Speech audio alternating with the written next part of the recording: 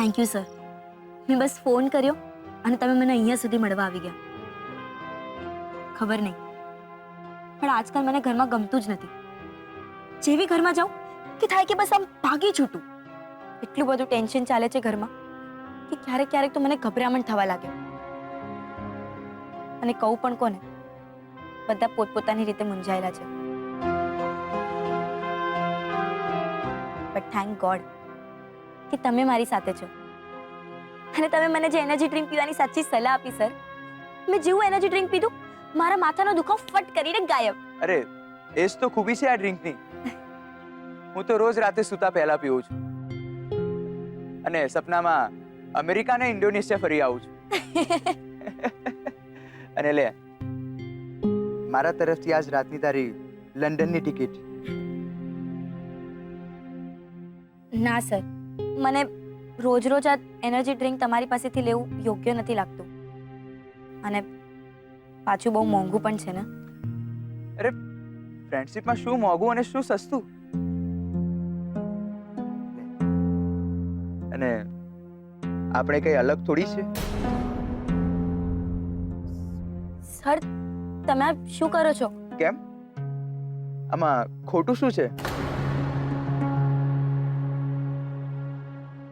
We are now friends. અને ફ્રેન્ડશિપમાં થોડી તો આપણે અલાઉડ છે જ. એટલે કે સુખની, દુઃખની, પ્રેમની કોઈ પણ વાત હોય સીધો ફોન કરી દેવાનો, જેમ તે કર્યો હતો. હું તારી સેવા હંમેશા કરીશ અને તું મારી સેવા કરજે.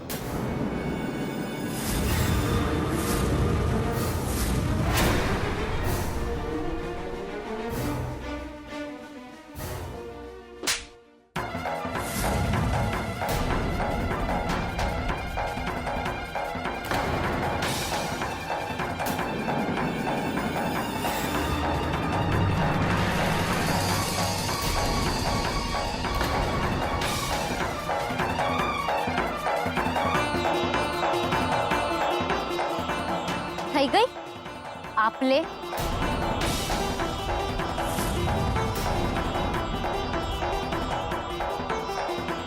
આ શું છે કિંજલ? અમારા સર છે.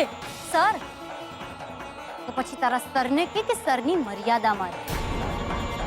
એટલે તું કેવા શું માંગે છે? હા, એ તારા સર બરાબરથી સમજી ગયા છે. નહીં સર, હવે મને લાગે છે તમારે અહીંયાથી જવું જોઈએ. નહીં સર, તમે ક્યાંય નહીં જાઓ.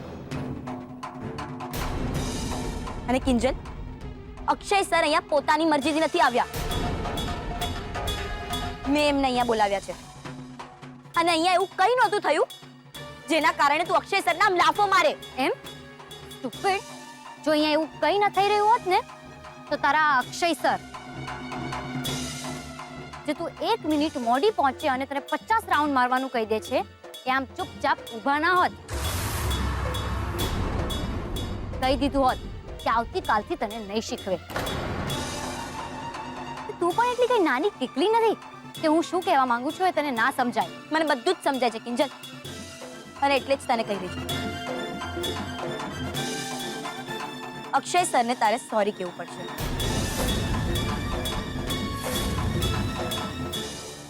શું?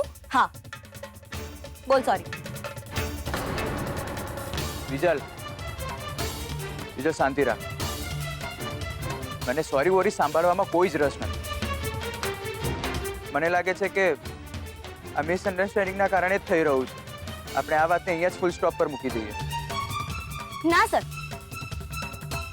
કિંજલને આમ પણ લોકોને લાફો મારી દેવાની આદત છે.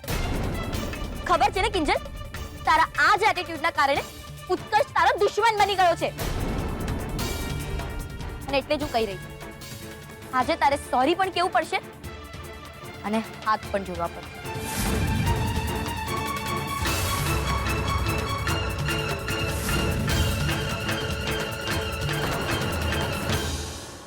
આ વાત સારી થઈ અક્ષય. લાફો ભલે ખાધો, પણ એક સત્ય જાણવા મળ્યું, નડતર આ કિંજલ જ છે. અને જો એ બિજલની સાથે નહીં હોય તો બિજલને ભરમાવી સહેલી પડશે. કિંજલ, અક્ષય સર હજુ અહીંયા જ ઊભા છે. આ તો ભલે આખી રાત અને આખી જિંદગી અહીંયા જ ઊભા રહેતા. સોરી કે મારી બલા, હું નહીં. મને લાગે છે કે આપણે અહીંયા ઘણું મોડું થઈ ગયું છે. આપણે કાલે પ્રેક્ટિસમાં મળીએ.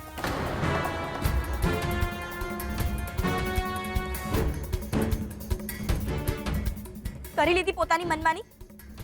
કોઈ પણ વાત સીધી ચાલતી હોય તો તને ગમે નહીં, હે ને?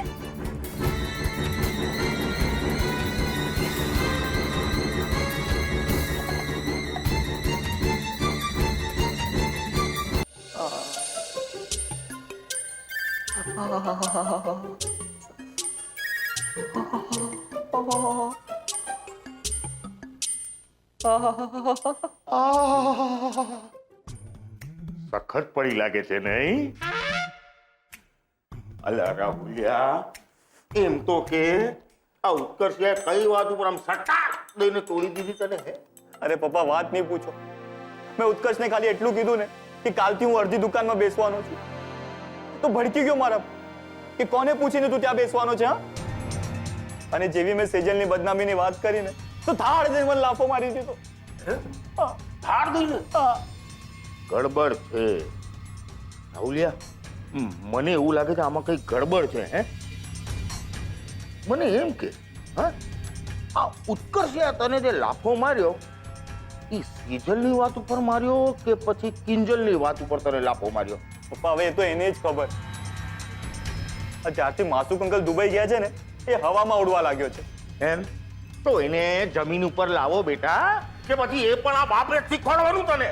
અરે પપ્પા, ઉત્કર્ષ બહુ ચતુર માણસ છે. ડાબા હાથે દાન કરે ને તો જમણા હાથને ખબર એ ના પડે.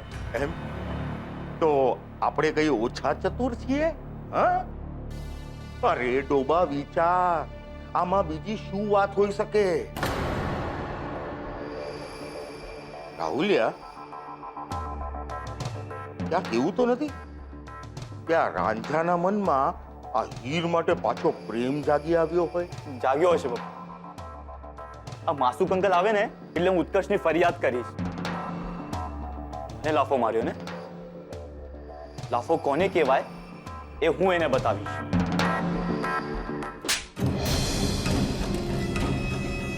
આને કહેવાય